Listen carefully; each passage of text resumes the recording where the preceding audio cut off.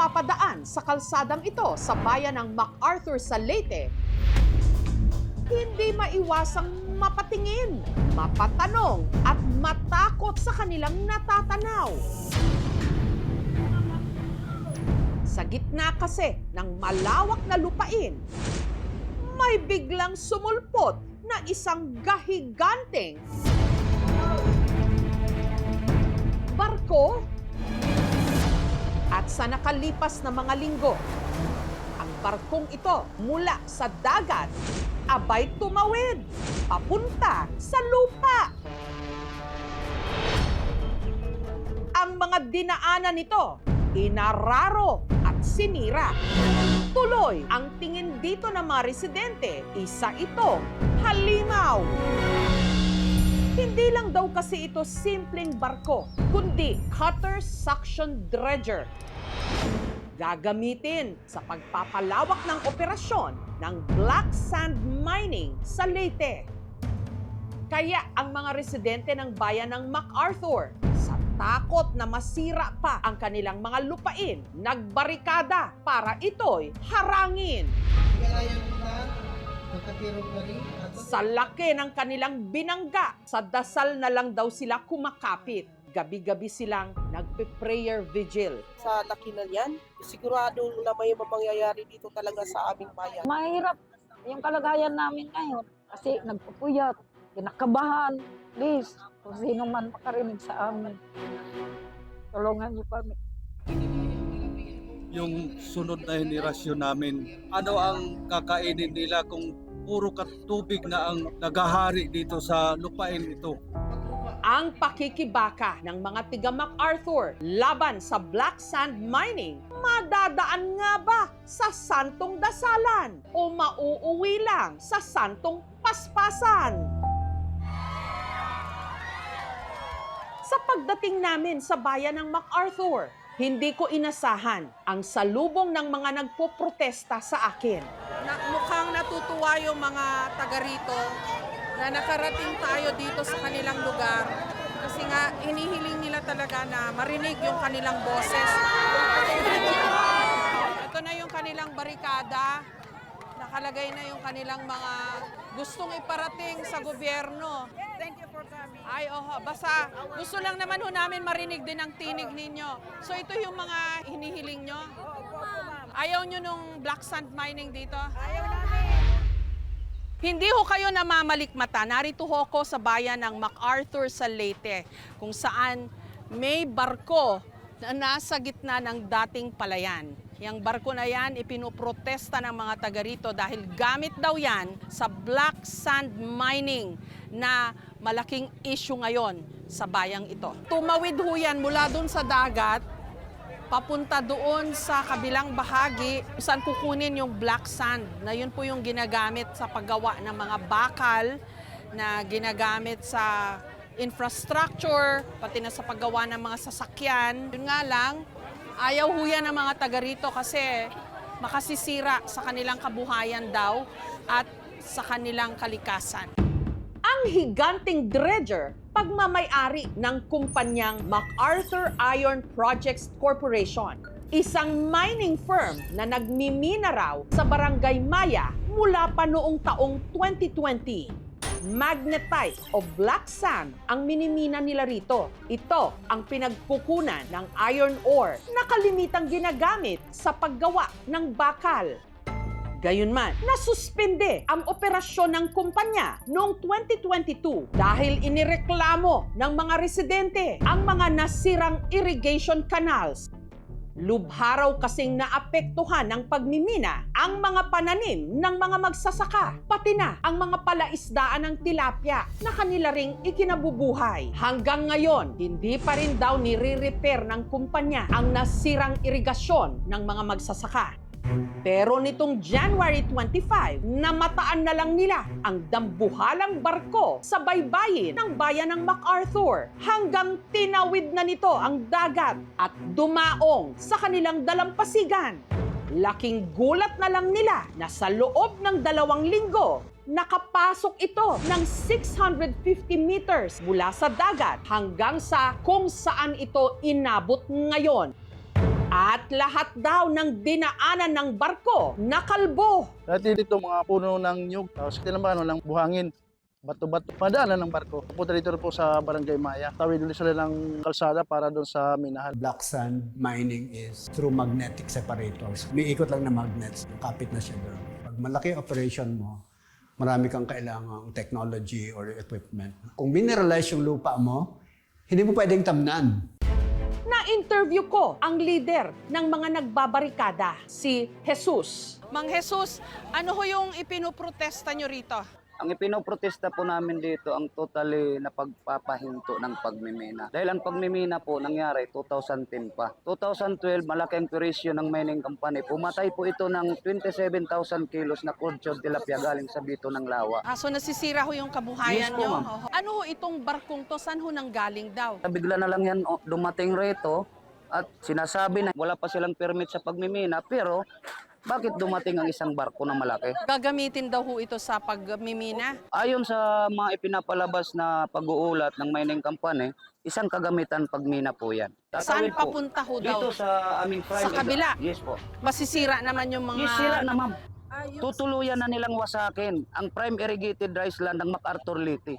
Isa pa sa ikinababahala at ikinagagalit ng mga residente, ang mga nagtatrabaho raw sa minahan, pati na ang nag-o-operate ng dredger na barko, mga Chino. May Chino ho Yes po dyan? ma'am, marami. O itong buwan lang to, kasabay ang isyo na nagbabalitaktakan sa Senado. Ang binabanggit sa gitna ng karagatan. Bakit dito nasa mainland kami walang gobyerno na tumatanong kung anong nangyayari sa amin? Ang tinutukoy nyo ho yung issue sa Spratlys Opo, ma'am. na bakit doon kalaban yung mga Chino. Pero dito, sabi So nyo, pero accommodated yan, nakahotel yan eh. so may Escorted pa. mga Chino ho Opo, dyan ma'am. sa loob. Opo ma'am. Ang sabi pa ho nung kumpanya, nakakapagpaganda raw ng soil quality yung ginagawa nilang black sand mining. Ano ho masasabi nyo roon? Sino ba talaga ang papaniwalaan ng taong bayan? Ang iyang scientifico na pagsusuri galing mismo sa ating Departamento ng Agrikultura o yung mapanalinlang ng mga Chino? At saka sa tingin nyo ho, ano nangyari sa mga palayan? Eh wala ma'am, non-productive until now. Ano ho nangyari sa lupa? Wala, Kasi, naging lawa. paano ho yan? Hanggang kailan po kayo magbabarikada rito? Hanggang hindi kami pinapakinggan ng gobyerno, hindi naman kami violente. Nananawagan lang kami kung nasaan ang gobyerno sa aming daing. Anong balak nyo ho ngayon? Eh kaya nga, tumutulong na kami na maging national issue na sana dalhin na ito sa Senado. Kung ano ang pagkakamali noong una, ituwid naman ng gobyerno. Dahil kapag ka na ng mga Chino at big time na politiko, pabor sa libo-libong magsasaka. Thank you so much, ma'am. Thank you for hearing us, ma'am. Salamat ho, kami dapat magpasalamat. Pinaparinig nyo yung inyong mga hinaing. Para among mga anak, ma'am. Naririnig ho namin kayo, nakikita namin ang placard nyo. Anong gusto mong sabihin? Mawawala ang kinabukasan ng kabataan dahil sa pagmimina ng lupa. Kung hindi ho naharangan ng mga residente o ng mga nagbabarikada, yung barkong yan, eh dito dadaan yan. In fact, nagawa na nila yung kalsada eh. Papunta doon, nandun kasi yung minahan para sa black sand mining. Malinaw na ang pakay ng barkong ito makatawid ng highway papunta sa minahan ng magnetite o black sand. May 14 na kabundukan sa may Central Leyte. Lahat sila volcanic source of volcanic origin. It so happens sa Central Leyte, duman din ang Philippine Fault Zone. Daan ng mga mineralizing fluids, maakyat, at nadidisperse ang minerals. Kasama doon yung iron. Very abundant yung lugar na yun. Kwento ng mga taga rito, bago pa raw nakarating ang barkong ito sa Barangay Maya, marami ng mga lupain ang napinsala. Lalo pat taong 2007 pa lang, inaprubahan ng MGB o ng Mines and Geosciences Bureau ang tinatawag na MPSA o Mineral Production Sharing Agreement ang kumpanyang Strong Built Mining Development Corporation na nabili ng investment o holding company na Bright Kindle Resources and Investments Incorporated o BKRI noong 2024. Sakop din ng MPSA ang MacArthur Iron Projects Corporation na nagsimula naman ang operasyon noong 2020. Ayon sa mga residente, maliliit lang daw ang mga makinang gamit nila noon para sa black sand mining. Isa raw sa mga naunang naperwisyo ang palayan ni Patrocinia. Mga walang hiya kasi hindi naawa sa amin. Yung palay namin bumagsak na sa butas nila.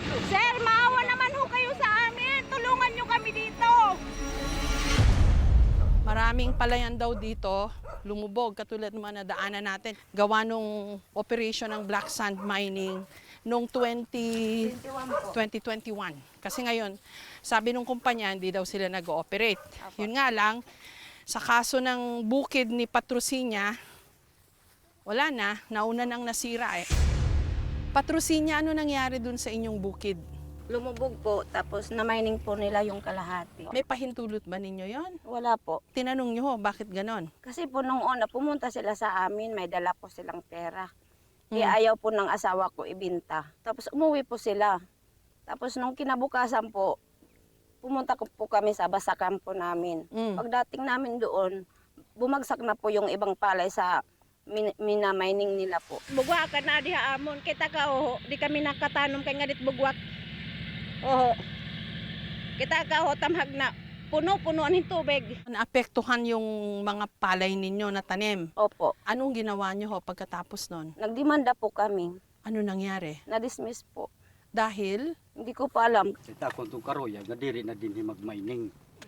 Kaya dako itong din nga porisyo. pero sabi nila mabibigyan daw ng trabaho yung mga taga rito. Sinasabi rin nila nakakabuti daw yung mining dun sa quality, yung kalidad ng lupa. Anong masasabi nyo doon? Hindi po yun totoo, ma'am. Kasi po, yung na-mining nila, hindi naman po pwede taniman ng palay po kasi puro nabuhangin. Wala nang ani. Wala na po. 6 na taon na po. Paglalaban nyo pa ba ito? Opo. Pati Kung mainit. baga may dabaga bumulig nga tao, may dabaga kasing-kasing nga baga, iton nga mining nga mag-undang. Pero dahil sa tuloy-tuloy daw na operasyon ng pagmimina, tinatayang nasa 14 hectares na ng palayan ang lumubog. Kasi doon kami naghahanap buhay, ma'am. Doon namin kinukuha lahat ng binubuhay namin para sa mga anak namin. Isang idlap lang po nawala. Kasi nawalan po kami ng hanap buhay. Nalulungkot lang po. Kasi ang tagal na namin may problema, ngayon lang po may pumunta dito. Masakit sa akin. Wala na, ang palayan namin. Hindi na maganda ang lupa. Sobrang 500 sak ang nakukuha ko. Ang hindi pa namimina. Ngayon, konti na lang. Hindi pa mabot 200 sacks. Kahit na rehabilitate ba, ilang years pa bago yan magamit. Patay na kami lahat. Gutom. Ipinakita rin sa amin ang mga nasira nilang irigasyon. Yung main canal na dinadalaw yan ng irigasyon ay bumagsak po siya dahil hindi na po nagagamit. Nangako po sila na gagawin nila. Pero hanggang ngayon wala pa silang naumpisahang gawin. Pinapanagot po namin sila sa pamamagitan ng pag-rehabilitate ng mga nasirang kanal at desiltation. Mas kinakailangan ng mga farmers ng agarang pagpa-drain ng pagbabaha. Hinihingi namin galing sa mga mining company ang comprehensive rehabilitation plan. Hindi pa po natin nakukuha hanggang ngayon. Ito naman ang Lake Bito. Wala pang 1 kilometro ang layo mula sa minahan. Dito sila nagpapalaki ng mga tilapia. Dagdag kabuhayan. Sana kung hindi nagkandamatay ang mga isda noong 2012. 27,000 kilos. Lugi ang mga namuhunan. Ang sinisisi nila ang naunang minahan ng Nikwa Mining Corporation. Sa lawang ito pa man din umaasa ang mga mangingisda ng Barangay Villa Imelda, katulad ni Shelo. Kasi ma'am, nakakawala siya ng pag-asa. Maabot po ng 500 kilos yung nakukuha ko sa isang fish pen. Since 2022, nasa mahigit 100 kilo na lang yung nakukuha namin kada harvest. Yung tubig namin, ma'am, bumaba siya ng mga 1 hanggang 2 metro. Mas malalim na yung hukay nila, kung kaya mababa na yung tubig namin. Hindi na kami pwede mag-alaga ng ganong karaming isda sa isang cage. Sinubukan naming kuhanan ng pahayag ang Nikwa Mining Corporation pero hindi sila tumugon sa aming paanyaya. Kaya ngayon, masisisi ba ang mga residente na mariing tutulan ngayon ang nakikita nilang muling pag-ooperate ng black sand mining? Lalo pat nandito na ang higanteng barkong dredger na ito. Kay salot iton din kay mamay ba iton kadako-dako Kasi nga ni ang gutiay pala nga barko. Dako na taperde. Asay peton ma'am kay dakon doro. Ang gusto namin sabihin ngayon, gumalaw na ang gobyerno. Wala pong ideya ang National Irrigation Administration dito po sa pag-allow sa mining operations ng MIPC. Gumagawa na tayo ng paraan para lang matugunan ng mga kanilang pangangailangan sa patubig. Ang provincial government ng Leyte nagsumiti raw ng request para masuspinde ang pagpasok dito ng barko. Yung dredger na yan is not a friendly sight and is not welcome. Galing China ito. Sabi nga nila, binabantayan natin ang West Philippine Sea. Tapos dito pala sa East Philippine Sea. Mukhang hindi natin nabantayan. Ang tanong dito, hindi ba namin alam to? Hindi. Mukhang binaliwala rin kami. Dumiretso lang sila. Nabulaga na lang kami na nandyan na yung barko.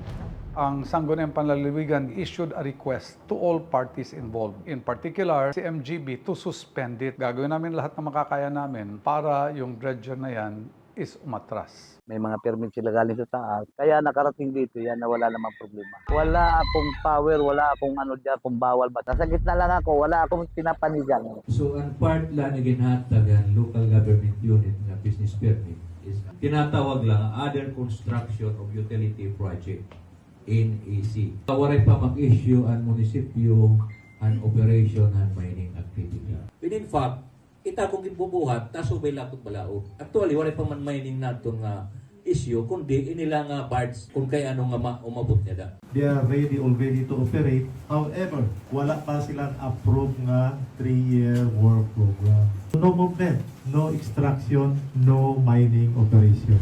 Nitong Miyerkules, sa kalagitnaan ng aming pag-iimbestiga, nakatanggap kami ng mensahe na ipupull out na raw o aalisin na sa lugar ang barkong dredger.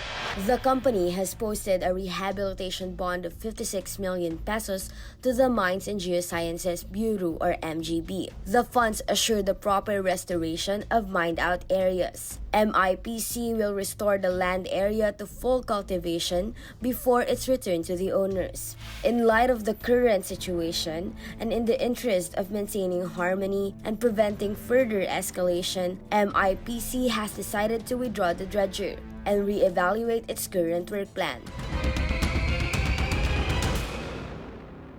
Sir, una po sa lahat, totoo ho ba yung press statement ninyo na ipupull out na yung barko? Yung po ay isinanggunin namin sa mga ahensya ng gobyerno. Matulungan muna kami. Subalit gusto ko pong linawin na hindi naman ho ganun kasimple yun, na hindi naman po kariton yung hihilahin namin pabalik. Ito po ay 2,000 tonelada halos at meron hong mga pangangailangan sa engineering works para gawin po kung iuurungan po yan. So anong status ngayon nung black sand mining ho na ginagawa dito? Ang black sand mining po since 2022 ay wala pong operation. So status quo? Status quo.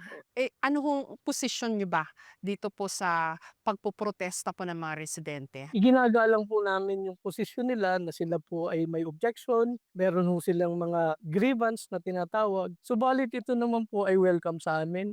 At ang kailangan po lang namin ay mabigyan din kami ng pagkakataon na yung aming side o yung aming pong kwento ay marinig naman kung ano po yung totoo. Sabi ho dun sa press statement nyo na nabasa ko, itong black sand mining will give thousands of jobs. Tama ho ba? Nung pagsisimula po nung aming operasyon dito, noon pa lang po nabigyan namin ng trabaho yung mga tao rito. At nagtumigil nga po siya noong 2022. Pero sabi ho nila, may mga Chino rin daw po sila nakikita na nagtatrabaho sa loob. So kahit ho yun, pinoprotesta nila. Gusto ko pong itanong kung ano po ang basihan, kung bakit po sila itutol.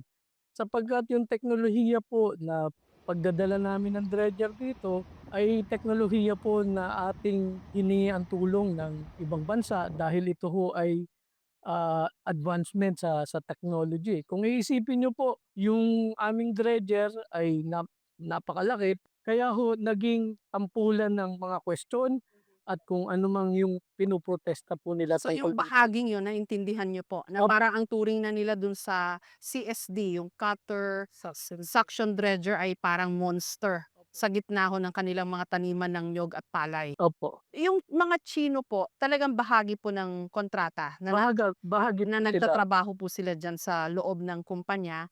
And then yung iron ore na nakukuha po dyan, dinadala rin ho sa China, tama ho ba? For export po yun. For export. Oh. Kasi bahagi rin ho yun ng hinaing ng mga tao na kasi may issue ngayon ng China at Pilipinas. Tapos dito, yung mga Chino welcome naman at sa kanila dinadala yung iron ore. Opo. Ano masasabi niyo ho roon? Yung presensya po ng mga trabahante, ng mga Chino rito, yung mga engineer nila, ay may kaukulang permit sa ahensya ng gobyerno, sa immigration, sa Department of Labor, bago ho sila makapagtrabaho dito. Sabi pa ho ng press statement nyo, yung black sand mining enriches the soil. It improves the soil quality. Tama ho ba yun? Ako naman po ay hindi eksperto tungkol doon, pero may pag-aaral po na ito po ay makakatulong tungkol dun sa temperature o dun sa alagayan po ng lupa rito. At dito rin po sa MacArthur, meron ho kasing mga area dito, no, sinasabi ho nilang agricultural land, pero meron pong mga portion ng lupain dito na swampy, na kailangan pong madredge siya at kung nandun po sa ilalim yung mineral ay mapapakinabangan po. Ang problema kasi kapag over-mineralized ng iron ang lupa, hindi lumalago ang mga halaman, kaya nagkakaroon ng nutrient imbalance. Pangalawa, mataas ang density ng iron. Naharang nito yung mga katubigan at ibang mga solutions na kailangan sa paglago ng halaman. Kung kaya, nagiging bansot at di nagiging malago.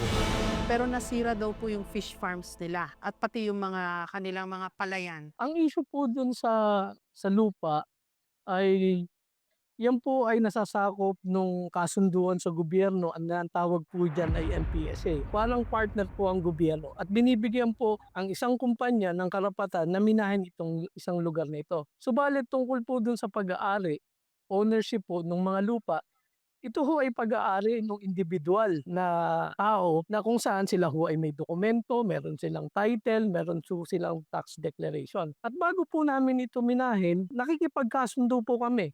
May kontrata pong pinipirmahan dun sa individual na may-ari ng lupa. Mga walang hiya kasi hindi naawa sa amin. Yung mga nasira daw po yung kanilang mga fish farm at yung kanilang mga palayan at saka pati irrigation canals ho nila. Ano masasabi niyo ho doon? Una-una, meron naman hong mga grievance mechanism na itinakda ang ating ahensya ng gobyerno kung sakasakali po na meron po silang reklamo. Kagaya po nung nasabi ko na, noong pang 2022, tumigil po ang operasyon namin dito. Nagkaroon ako ng hope na talagang mapupull out siya. Pero magiging totally kampante lang talaga kami dito kapag wala na siya talaga dyan. Magbabarikada kami, handat na siya ng barko. Samantala, ang kinatawan ng 1st District ng Leyte at dating House Speaker Congressman Martin Romualdez at ang kanyang pamilya nadadawit sa issue dahil sa napaulat na di umano koneksyon nila sa MacArthur Iron Projects Corporation o MIPC. Sa official website kasi ng Bright Kindle o ng BKRI, nakasaad na taong 2022, inihalal bilang isa sa board of directors nito si Andrew Julian Romualdez, anak ng dating Speaker Romualdez.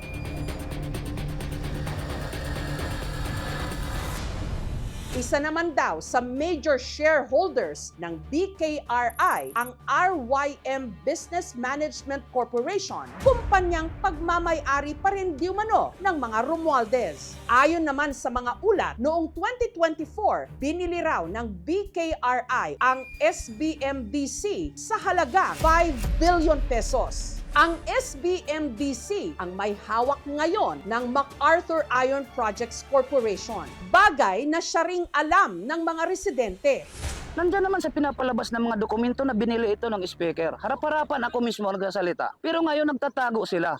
itinatago nila, nagiging apektado ang mga departamento dahil mismo ang regional offices na dapat gumalaw, si speaker ang naglagay eh. Paano gagalaw ang isang ahensya ng gobyerno pabor sa mga tao kung sila'y mandated ng mga politiko? Yun ho ang problema nyo. Yan ang problema namin. Matagal na kami rito, ma'am. Ilang linggo na kami wala bumababa rito ng ahensya ng gobyerno upang tanungin kung anong hinaing namin. Wala nakikipag-usap ho sa Wala inyo? po, ma'am. Ang MacArthur Iron Projects Corporation po ay pag-aari ho ng individual na investor at wala pong kinalaman dito ang dating speaker. As a private corporation, wala ho kaming connection sa dating speaker.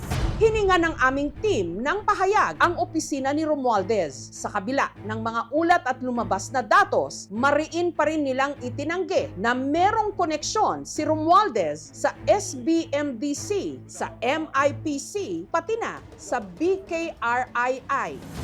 I am not an owner, shareholder, or any way involved in Strongbuilt Mining Development Corporation, MacArthur Iron Projects Corporation, or Bright Kindle Resources and Investments Incorporated. According to documents sent to my district office, the company has committed to withdraw the dredger and is reassessing its work plan in coordination with the local government units. We stand with the community in supporting responsible and sustainable mining that safeguards the environment while promoting jobs and livelihoods. Kami po dito sa MacArthur Iron Projects Corporation, hindi pa ho kami nagmimina. Pipigilan nyo yung isang bagay na hindi pa nagsisimula. Paano nyo po pipigilan yun? Eh wala pa naman po kaming sinisimulan. Kaso sa ngayon ho, masidhiw po yung mga damdamin nila dito po sa pinuprotesta nila. May chance pa ba for a dialogue? Meron naman po, laging may chance ang dialogue. Kung ganun po kasi ang kanilang damdamin tungkol sa kanilang ipinaglalaban, masidiri naman ho ang damdamin namin sa ipinaglalaban namin. Yung aming ginagawa dito ay above board. Wala ho kaming itinatago. Kaya po open kami. May ipinagtatanggol din naman po kami yung aming mga empleyado rito na nabigyan ng pagkakataon na magkaroon ng opportunity para magtrabaho. Yung opportunity para makadagdag sa social at saka economic development ng MacArthur bilang 5th class municipality, ito ang pagkakataon. Sapagkat sa buwis, sa mga projects, sa social responsibility po, Sinubukan din naming kuhanan ng pahayag ang mga kumpanyang Strongbuilt Mining Development Corporation at Bright Kindle Resources and Investments Incorporated. Hindi sila tumugon sa aming paanyaya. Bawat isa sa amin may karapatan ipagtanggol ang lupa kung saan kami pinanganak. Kung sinasabi ng gobyerno, ikakabuhay namin, malaki ang epekto sa ekonomiya, 2% galing sa mining. Kung pumapasok sa kaban ng bayan, sa amin lang pakinggan kami ng gobyerno. Ilang linggo na kami dyan, pero wala man masking isa ahensya ng gobyerno na bumababa upang kausapin kami.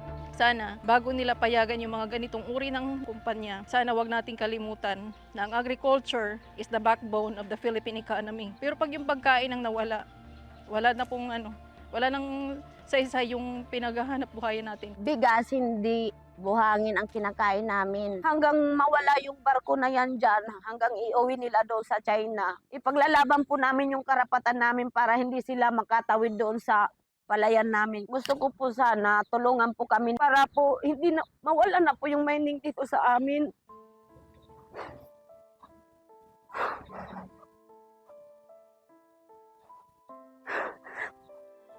Kasi po, paano na po yung mga susunod na henerasyon namin, yung mga anak ng anak namin.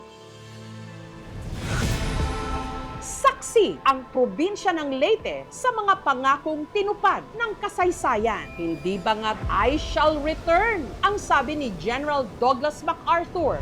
Kung kanino pa naman ipinangalan ang bayang ito na nahaharap ngayon sa issue ng black sand mining. Mga walang hiya kasi hindi naawa sa amin. Hinihintay ngayon ng mga taga rito ang pagtugon ng gobyerno nasyonal sa kanilang mga hinaing para raw sana babalik din sa kanila ang kumpiyansa at katahimikan.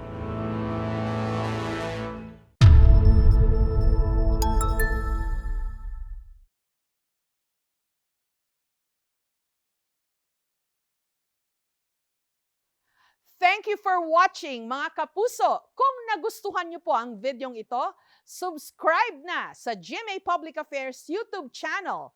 And don't forget to hit the bell button for our latest updates.